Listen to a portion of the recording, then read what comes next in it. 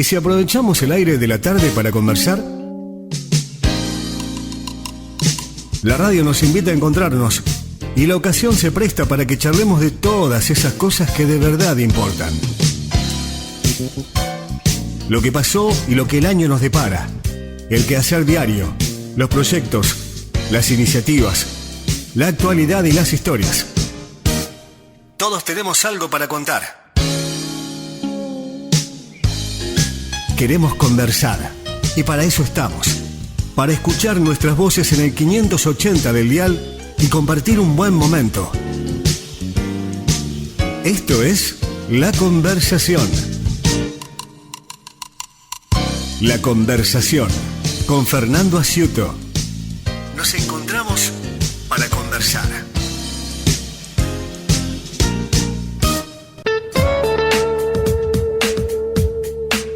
¿Qué tal? ¿Cómo les va? Bienvenidos. Estamos aquí en una nueva edición de La Conversación con una linda visita de varias personas que están en la asociación justamente de amigos de Cabo Raso, que nos van a venir a contar, sobre las actividades que realizan. Es algo que hemos conversado en algún momento aquí en la radio, pero siempre es interesante hablar con los amigos de la asociación porque están reivindicando lo que fue en su momento otrora este lugar Cabo Raso, un lugar que mucha gente lo conoce por ir a pescar, otros porque la doble de Camarones en algún momento se realizaba, se pasaba por ese lugar, otros por algunos emprendimientos turísticos, otros, porque tiene que ir al campo y va y viene a una zona tan importante de producción en la zona.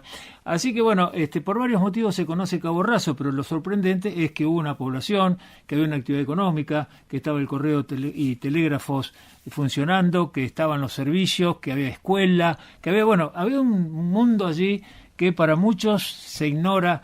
Esta actividad que en algún momento lo van a contar con más precisión nuestros invitados, así que me parece súper interesante y lo que están realizando también este grupo de vecinos, la mayoría descendientes de pobladores de allí, de este lugar, que nos cuentan también que están restaurando algunos edificios, todo el trabajo que están realizando. Carlitos Orellano, puesta en el aire, operación técnica y la música, está María de los Ángeles Gómez con nosotros en las redes sociales, y los compañeros de trabajo a todos ellos, un abrazo muy pero muy grande.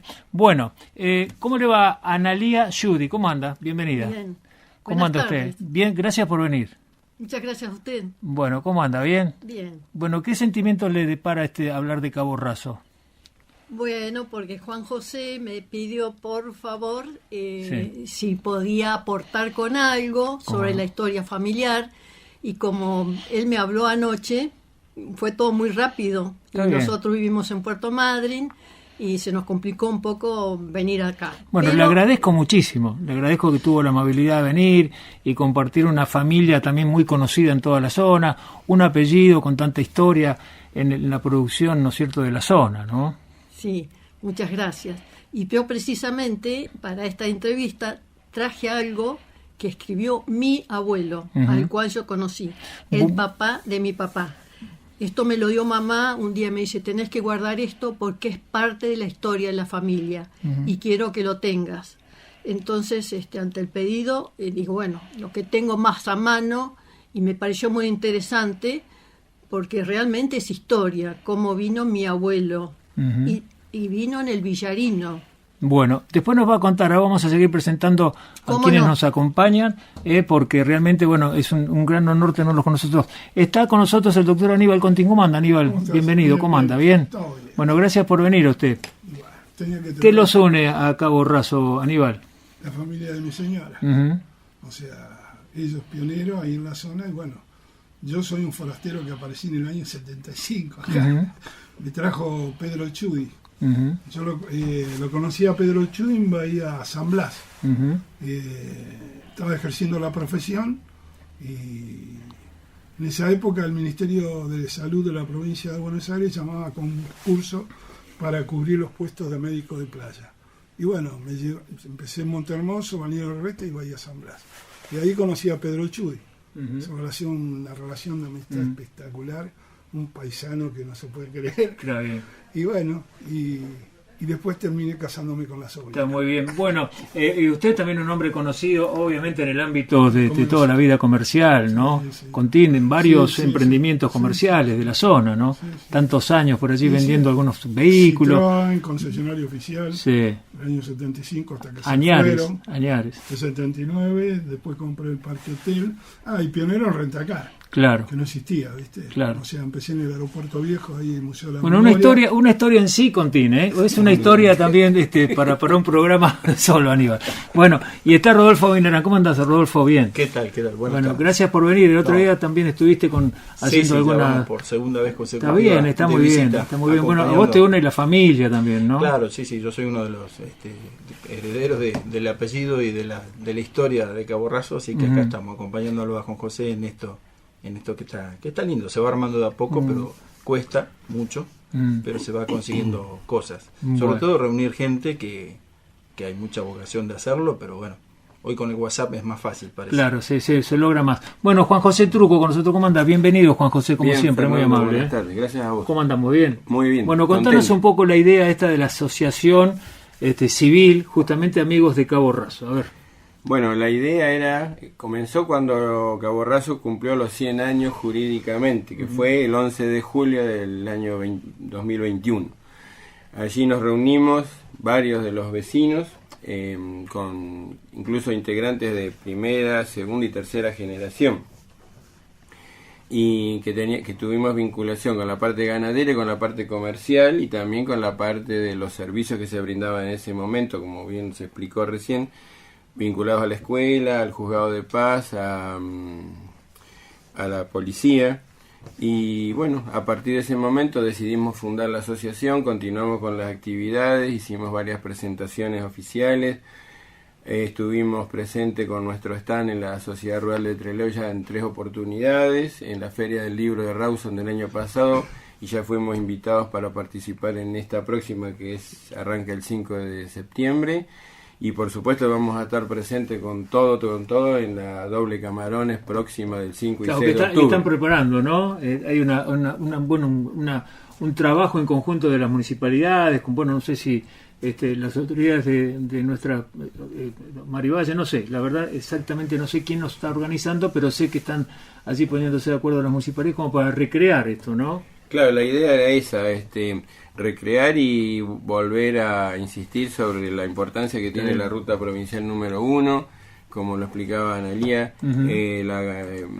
nuestra zona desde Rawson hasta Comodoro Rivadavia, de la ruta 3 al este, lo ha sido y sigue siendo la parte más rica desde el punto de vista de la ganadería de la provincia. Claro. La que sigue aportando los millones de kilos que están quedando en producción, y que debería ser valorada ese auténtico punto de vista, esa ocupación de territorio, de generación de bienes, servicios y básicamente de generación de saldos exportables. Claro, escúchame, contame un poco también, tu familia tiene que ver con Cabo Raso, con toda esta zona, con los campos. Contame un poco tu historia personal, Juan José. Y arranca aproximadamente en 1890 y pico, cuando mi abuelo, integrante del grupo que llegó instalando los postes del telégrafo y instalando las oficinas de correo, la primera a partir de Rawson, que es la que está todavía en pie por suerte, la de Dos Pozos, después la de Cabo Raso, Camarones, y así fue la vuelta. Él se asentó en Cabo Raso y ahí arranca la historia familiar de la vivencia en la provincia. Está. Bueno, pasaron 20 minutos de las 7 de la tarde, estamos con la señora Analía Chudi, el doctor Aníbal Contín, con Rodolfo Vinarán y con Juan José Truco, que son algunos de los integrantes de la Asociación Civil Amigos de Cabo Raso, que están trabajando y poniendo en valor de lo que fue. Analía, usted me contaba de algunos datos históricos que tenía interesantes para compartir, ¿no? Está bueno esto me decía de su familia, ¿no? De los antepasados, sí, ¿no? Cómo llegó mi abuelo a Camarones. ¿Cómo no? Pero esto, como bien dice acá, si usted me permite, yo lo puedo leer para que no me fallen los datos, ¿no es cierto? ¿Es muy extenso o no? No. No es muy extenso. O sea que esto lo escribió mi abuelo en la estancia San Jorge, con fecha 16 de agosto de 1937. Muy bien. Y dice, algunos datos sobre la fundación del establecimiento San Jorge, ahora propiedad de Máximo Iguanchudi, ubicado en la parte oeste del lote número 5, sección D2, fracción B, esa es la ubicación de la estancia, ¿no es cierto? Entonces él narra esto a continuación. En abril del año 1898, vinieron a este lugar mis padres acompañados de mi tío Teófilo Chudi, hermano de papá, mis 2 hermanas, Elisa y Edwin, mi hermano Carlos y yo, como el menor, que tenía en aquel entonces casi 8 años de edad. O sea que mi abuelo vino con casi 8 años de edad. Y lo importante para mí es esto, que la nota acá, ¿no es cierto? Veníamos de Buenos Aires en el transporte nacional Villarino, claro, al puerto de Camarones, donde la única vivienda era un rancho de piedra de una habitación ocupada por un hombre, que se ocupaba de cuidar la carga para que la marea no la llevase. Del puerto nos llevó un reciente poblador, Vicente Sacardi, en su vagón tirado por 6 caballos al lugar de la actual estancia San Jorge, en donde encontramos una familia danesa que había llegado 3 años antes. Tenían hecho unas piezas que formaron la primer vivienda en esta región. Se volvieron a Buenos Aires en reemplazo quedamos nosotros, es decir, mis padres en sociedad con Julio Schelke, que se llamaba Schelke Chudi, la sociedad, ¿no es cierto? De los cuales el primero nunca residió acá. Él vivía con su familia en Buenos Aires, donde se ocupaba de muchos negocios. Los míos se dedicaron a seguir formando el establecimiento, es decir, hacer habitaciones, a alambrar parte del campo, como era imposible cuidar ovejas de este paraje a rodeo. O sea, que no había alambrados. Claro, muy difícil, se disparaban todas las ovejas, obviamente. Claro, entonces como dice que era muy difícil, porque no había alambrados y no se podía hacer rodeo. Entonces se hacía, eso se hacía antiguamente en el norte del país, ¿no es cierto? O sea, no había alambrados y lo hacían por rodeo. Pero ellos tuvieron que empezar a poner alambrados. Entonces dice que me perdí un poquito. El primer lote que fue alambrado era una superficie número 5 y traían las ovejas de las Islas Malvinas. Se pusieron corrales, galpones como para trabajar con Hacienda Lanar y año tras año se alambró más campo. O sea que el trabajo lo hicieron paulatinamente, ¿no? Primero con un cuadro, después con otro, así. Se pobló este campo, y acá viene lo interesante, se pobló este campo con ovejas traídas de las Islas Malvinas. Se pusieron corrales y galpones para trabajar con Hacienda Lanar y año tras año se alambró más campo, de acuerdo a la producción. O sea, si había posibilidades económicas. Posibilidades, se podía seguir. Claro. Y lo interesante acá también, porque esto era un páramo y ellos venían de Europa, de Suiza vinieron, y dice que se formó una quinta y una pequeña huerta que pronto demostraron que en la región la tierra era muy favorable para el manzano. Hicieron plantaciones de manzano, pero escasas, porque el agua no era mucha. Entonces pusieron manzanas y perales. Las ovejas de Malvinas no dieron resultado, anota acá mi abuelo. No dieron un resultado satisfactorio porque producían poca lana. Entonces empezaron a cruzarlo con merino argentino, con regular éxito. Yo quiero llegar hasta acá porque esto sigue. No, está bien, pero está dando un dato histórico importante porque es cómo llegaron los animales a la zona, ¿no? Desde Malvinas, y empieza la raza merino, que después, es la reina de las razas en la Patagonia, ¿no? Sí. En alguna otra vista vamos a explicar lo que le costaba la educación, porque habían venido estos niños con sus padres y con su tío a vivir de Suiza en medio del campo, pero en Camarones no había nada. como Claro. dice ahí, que había solamente un rancho de un hombre que cuidaba que cuando bajaba la marea no se llevaba las cosas que traían los barcos. Claro, claro. Entonces, ¿qué tenían que hacer? No los querían llevar a Buenos Aires porque lejísimo en aquel entonces, estamos hablando del año 1898. Claro. Analía, ¿y usted dónde nació?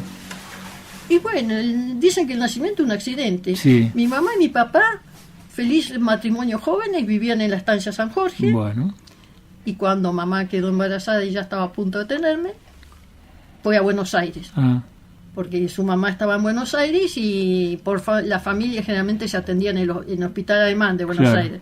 Entonces, bueno, me tuvo mi mamá ahí en el mes de mayo, y en el mes de julio, con todo el frío y toda la helada, Analía estaba en el campo. se volvieron al campo. Bueno, y cuénteme un poco de la infancia allá en el campo, Analía Judy, por favor, porque está bueno contarle a la gente lo que usted vivió como experiencia personal en sus años allí en la infancia, en este lugar en el campo y en Cabo Racio, entre Camarones. Bueno, cuéntenos ahí un poco, a ver. Claro, le explico, porque este campo de la familia Judy es de mi parte paterna, Ujú. y ahí le relaté todo lo que contó mi abuelo. Sí. Este escrito del año 1937, Ujú. de ahí por eso que yo me aferro tanto a esto, porque bueno, lo escribió mi abuelo y cuenta sus comienzos. Ujú. Bueno, después mi abuelo se casó con mi abuela, lo tuvo mi papá, tuvieron a mi tío, y bueno, las familias alemanas estaban muy unidas. Entonces, en la zona de Cabo Raso estaba mi familia materna, Ujú, o sea, Ernesto Müller, mi abuelo, ujú, Elsa Dis de Müller, mi abuela, mi mamá y mi tío, Horacio, ujú. que ellos estaban en la estancia La Teutonia, zona de Cabo Raso. En Cabo Raso. En Cabo Raso. Ujú. La estancia está distante 4 leguas, o sea, 20 kilómetros de la costa, o sea que no tiene costa. Y los tenemos de vecinos a la estancia Maciega, Claro. a la Estancia Cabo Raso. a estancia Cabo Raso, y bueno, las familias se visitaban asiduamente. Ujú. No había televisión. Claro, no había- Analía, y en esa época Cabo Raso tenía todavía, ¿ustedes dónde iban a la escuela, todo eso? ¿Cómo era la historia? A ver. Lo que yo le estoy contando, como ya le dije, es de lo de mi abuelo. Bueno, volvimos ahora un poco más acá en el tiempo, o sea, el matrimonio de mamá y papá. Y bueno, a mí mi mamá me tuvo en Buenos Aires, y después de casi 2 años llegó mi hermano. Ujú. Mi hermano nació en Comodoro porque mi mamá se aferró a la estancia San Jorge y a hacer la vida con mi papá, trabajando muchísimo. Ujú. Yo, si de algo estoy muy agradecido de mis padres y me lleno de emoción al decirlo, es cómo han trabajado mis padres. Cómo han trabajado. Mi mamá es una mujer muy culta. Mamá también fue intendenta de Camarones.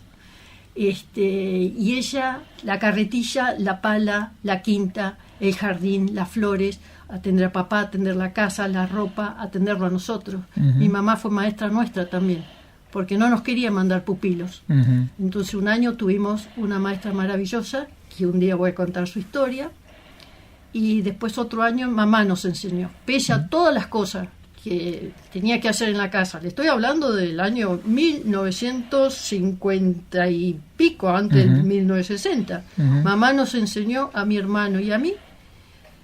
Íbamos a Camarones, a tener en la escuela de Camarones, en la escuela 16, alguna clase para Claro. estar un poco en contacto con otros chicos, porque Claro. vivíamos en el campo, Ujú. mamá, papá, y mi infancia fue así, en el campo, con maestra particular. Lo que mi bisabuelo hizo que mi abuelo, o sea, de traer un maestro de Buenos Aires para que le enseñe a sus 4 hijos, después de muchísimos años, muchos años, tuvo que hacer mi mamá y mi papá, traer una maestra para que nos enseñe en el campo. Ujú. Y convivía con nosotros. Ujú. Y a fin de año íbamos a rendir como alumnos Claro, rendía. particulares Lógico. a la escuela de Camarones. Claro. La escuela 16. Estamos con Analía Judy. Esta historia de vida es muy interesante porque marca también lo que es la Patagonia y lo que es la zona, porque esto es una vivencia personal, en primera persona, justamente de lo que ha ocurrido con muchas familias a lo largo de la Patagonia. Esto es la realidad, con los inviernos, con otro tipo de servicios, donde no existía la comunicación tan fluida. Bueno, todo esto que ya sabemos, pero me sitúo en lo siguiente, ¿no? Juan José, ayúdame un poco con la historia. Llega a su plenitud Cabo Raso como población porque acá yo tengo anotadito que llegaron a tener casi 500 personas en Cabo Raso con el correo, con el telégrafo, con actividad de pesca, bueno, una actividad impresionante, que eso es lo que sorprende, pero después, bueno, tiene un principio y tiene un fin, ¿no? Que lo quiero también ir llevándolo con lo que contaba recién Analía, ¿no? Claro, correcto. Y el máximo, el apogeo, digamos, arrancó a partir de la fundación del Correo, que trajo actividades comerciales. Ya estaba desarrollándose fuertemente la ganadería, y Cabo Raso sirvió como punto para sacar la producción y a su vez nutrirlo de los bienes que necesitaban. Uh-huh. De hecho, los almacenes, el almacén de ramos generales y otros servicios que hubo se nutrían de los barcos que tenían una regularidad. Claro, eso me quiero parar en un punto, por favor, muy importante. Venían los barcos y bajaban la mercadería y llevaban lana y lo que fuere desde ahí, desde el mismo Cabo Raso, ¿no? Nunca hubo un muelle, nunca hubo un puerto, pero sí el barco fondeaba y a través de los lanchones bajaban la mercadería de las personas, el correo y todas esas cosas, y se llevaban los cueros, la lana, las plumas, las pieles. Sí, yo no me acuerdo en algún momento si lo digo con precisión, pero había una actividad también que proveían los barcos pesqueros, lo contó una señora por acá también alguna vez que estuvimos, ¿no? Ajá. Con pesca, bueno, y también ellos proveían de las carnadas, me acuerdo que hablaban, ¿no? Claro, eso se hizo un poquito más al sur, en lo que es Bahía Santa Elena, como lo contó Delia Olsen la otra vez. Sí. Cabo Raso se centró en esa parte administrativa, y teniendo esos servicios públicos era que nucleaba a la gente. El correo llegaba con regularidad y la gente iba a la oficina a retirar sus encomiendas, a despachar, lo mismo que los telegramas, que era todo por el código Morse y el telégrafo. Uh-huh. Que para la época era una avanzada, como hoy sería tener una fuente de internet. Claro. Más o menos. Tuvo ese apogeo con la erradicación de la escuela y las actividades públicas, y comenzó su declive en la década del 50, del 60, cuando la Ruta 3 pasó a ser importante, por supuesto después cuando el asfaltado ni hablar, pero la Ruta 1 sí conservó la importancia ganadera, y fundamentalmente que la Ruta 1 nunca se corta, como pasa con la Ruta 3, con la nieve, con el hielo. Claro, otro tipo de clima, ¿no? Hay barro o hay ripio, pero no es otro cuando en invierno. Está Rodolfo Beinarán con nosotros también, lo vamos a hacer participar, que tiene la amabilidad de venir hasta la radio. Rodolfo, bueno, vos el recuerdo un poco también, vos sos más joven, estás hablando de los recuerdos y con la familia, ¿no? Cada analía su historia, y la verdad que la voy veo que en las distintas etapas que se ha formado la Patagonia, como cada segmento, cada familia, tiene su historia escrita como ella, claro, y tan rica. Sí, ¿no? Un testimonio con esto que le escribió en el caso de ella el abuelo. Sí, hay tanta historia encerrada en cada uno de esos campos, entre esos alambrados que ella dice, que la verdad que Y en el caso tuyo particular, contame tu historia personal con la relación. Mi abuelo viene de España en 1900 y poco, 1900 por ahí.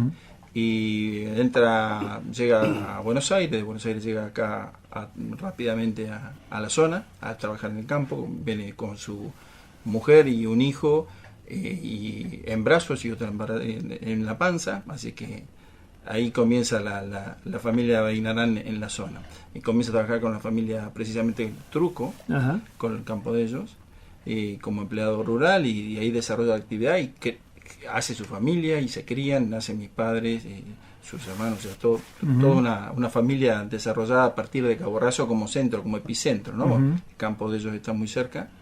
Entonces mi padre, mi tía y algunos más, creo de mis tíos, tuvieron docencia en el internado Cabo Raso, son egresados, bueno, no egresados, participaron un par de años que era había un internado en Cabo Raso, mirá qué dato. Sí, la escuela era internado, tenía servicio internado, entonces mi tía Carmen, que aún está viva, está en Plaza Unión, vive ella fue internada, pupila de ese internado, y mi padre también hizo un año, así que la historia está ligada. Claro.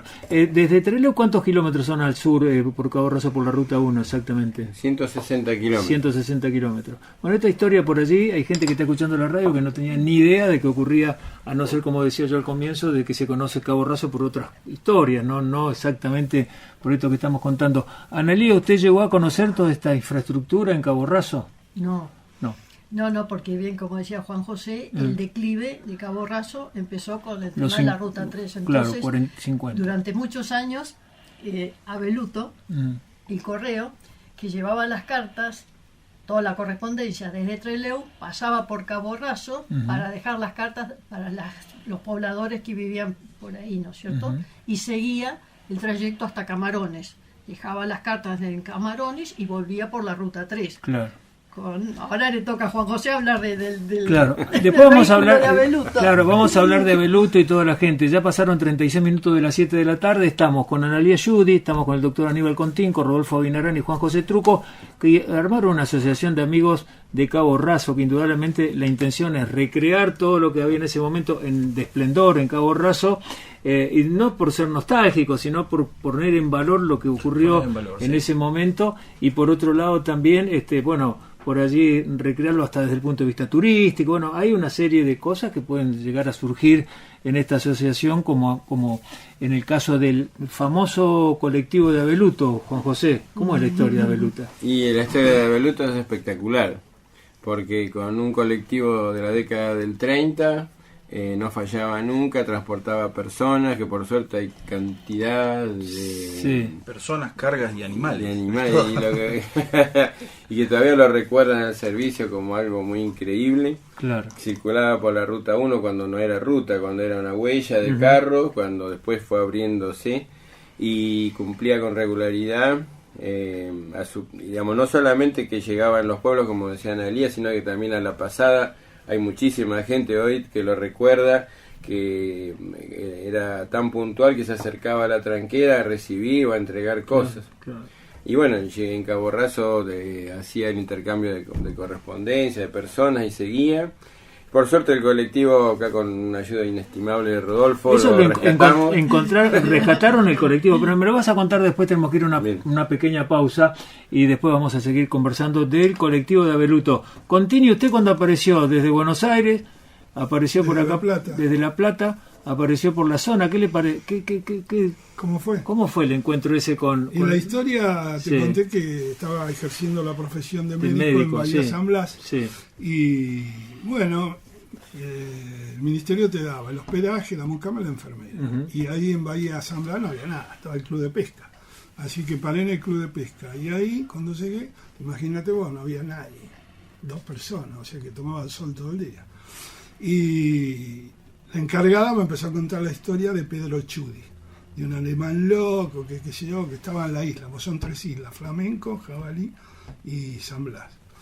Y bueno, yo digo, nunca se le enferma a nadie este tipo, decía yo, ¿viste? Hasta que un día cayó. Tenía los dos bebés, Marianita y Pedrito. Y bueno, y ahí empezó una relación de amistad espectacular, porque era un paisano que cocinaba como los dioses, unos cochinillos, imagínate vos, 23 años yo, de La Plata, ciudad, nunca había salido al interior. Estaba deslumbrado. Y bueno, y empezó la relación así. Él cuando venía al continente, nos encontrábamos, después me llevó a la isla.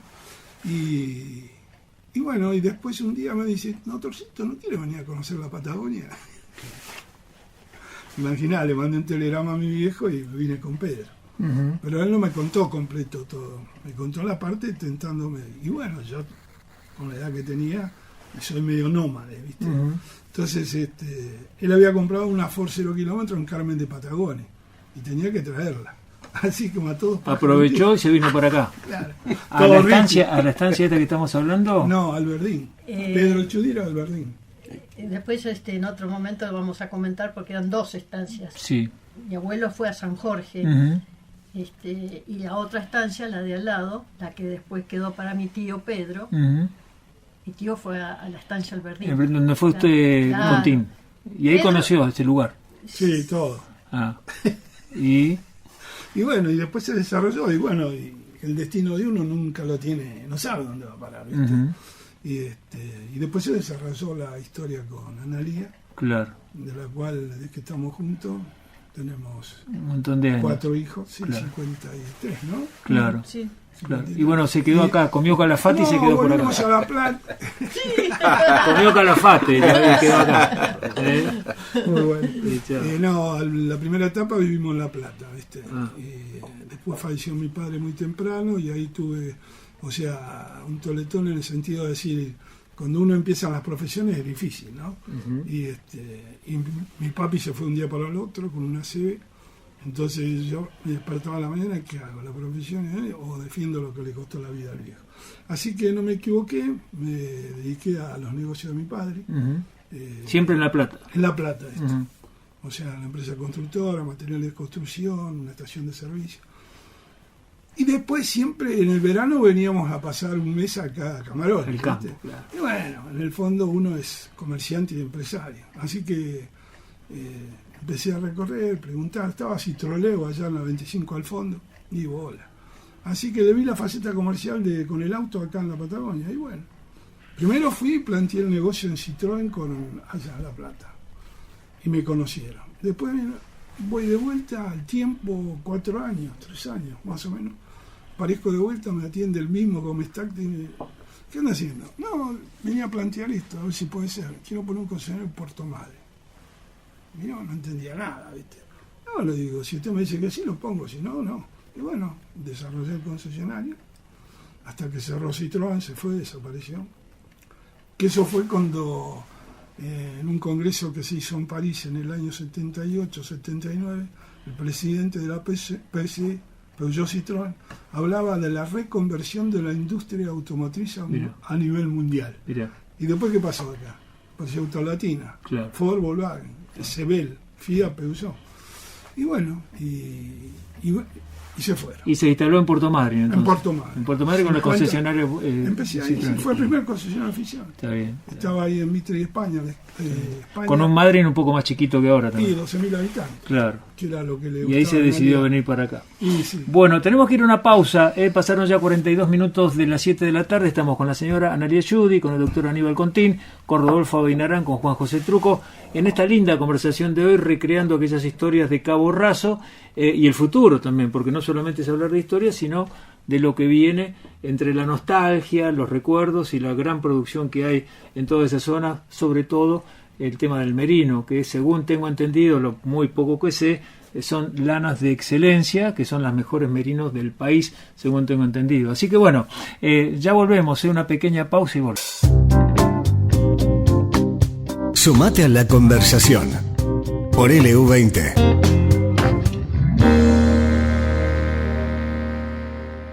Parte final del programa del día de hoy, que la verdad se pasó muy rápido, y agradezco la visita de esta asociación de amigos de Cabo Raso, que están realizando varias actividades como para recrear, entre otros, el viejo colectivo de Abeluto, las instalaciones por allí de la oficina de correos en Cabo Raso, bueno, toda una historia de familias, de honor también y respeto a todos aquellos que vinieron en algún momento de Europa, vinieron a este lugar a poblar la Patagonia, en definitiva, y a hacer su futuro, la realidad. Bueno, Analía, la verdad que un gusto conocerla, y muchas gracias por compartir también esta historia familiar. Muchas gracias. Y me gustaría también que nos cuente lo que recién decía en el corte, lo que significa vivir en el campo, porque eso también está bueno que lo diga usted, que conoce mucho mejor que yo, de lo que es el trabajo diario en un campo, ¿no? Sí. Yo admiro profundamente el trabajo de la gente que está en el campo, porque muchas veces con muy pocas cosas tienen que hacer mucho. El poblador que se rompió la camioneta, no está el mecánico a la vuelta, de ahí de la tranquera. Él soluciona el arreglo de la camioneta, cuando se pincha la goma, cuando se rompe un molino, cuando tienen que salir todas las mañanas con la helada a repuntar la hacienda, a ver si pasó el puma, si pasó el zorro o algún otro ladrón. Es tanta la tarea del hombre de campo, desde juntar la leña para calefaccionarse, todo lo hace él.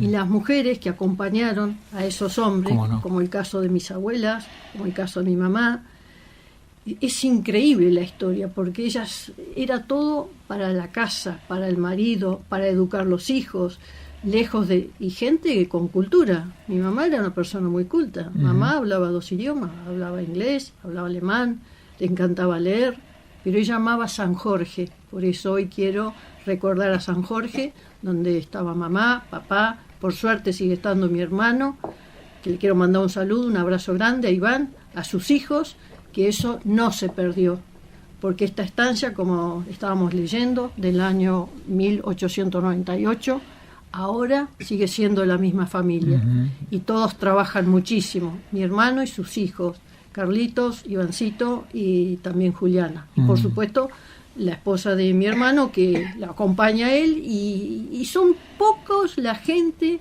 hoy en día que viven en el campo, que se hacen el pan, que arreglan el auto, que arreglan el molino, que van a juntar, que se tienen que bajar al pozo de agua a ver si... No, claro. Es increíble. Y mucha gente no sabe esto, y muchas veces no interpretan a la gente de campo, o no saben ver eso, cómo viven, cómo trabajan, cómo sufren, porque no es que abren la canilla y sale el agua. Claro, y han cambiado las condiciones también, ahora con el DirecTV, con la energía eólica, con la energía solar, con todo lo que ha cambiado la comunicación, bueno, indudablemente ha cambiado para bien, obvio, ¿no? Bueno, Analía, un gustazo, gracias por venir, fue muy amable, un gusto conocerla. Muchas gracias a usted, un saludo. Bueno, Contín, un gustazo reencontrarlo después de tantos años, un nombre que estaba en todos los... en la parte comercial de la ciudad de Trelew. Un día lo voy a invitar a que vengamos a charlar de esa época del Puerto Madryn cuando usted llegó, con la concesionaria del Citroën, y después en Trelew, bueno, y tantos emprendimientos comerciales. Muy amable por venir, muy como amable. Dicen los colombianos, a la orden. A la orden. Bueno, Rodolfo, querido, gracias como siempre por venir. Por favor, un gusto. Y también el honor de tenerte, y a toda la familia Beinarán. Con algunos de ellos soy amigo. Seguramente, son todos, digo, si digo el Vasco Beinarán, seguramente son todos Vasco Beinarán. Hay un vasco que está escuchando, seguro que es mi padre, que quedó atento a la radio. Claro, pero viste cuando decís saludos al Vasco Beinarán, y te quedan mirando como los Lalo Williams. Claro. Viste cuando decís, lo conozco a Lalo Williams, ¿cuál? Aquel, bueno, hay como 18, no sé cuántos, pero seguro. Son Eduardo y los Vascos Beinarán. Ahí están, sí, han sido trabajadores, parte de la historia de Cabo Raso, y así que, bueno, ahí estamos. Claro. Siguiendo un poco la historia de ellos, y desde acá, ya obviamente radicados acá, pero haciendo lo que se puede, como ahora que estamos tratando con José hace rato, de difundir y de colaborar en la construcción de algo como el Abeluto, que ojalá lo podamos lograr. Bueno, Juan José, querido, los trucos también, otro. Cuando dicen los trucos, ¿cuál? Juan José, Gabriel, Javier, toda la familia también. Gracias, Juan José, como siempre. Gracias, Fernando, a vos, a todos los que de alguna manera están colaborando con esto.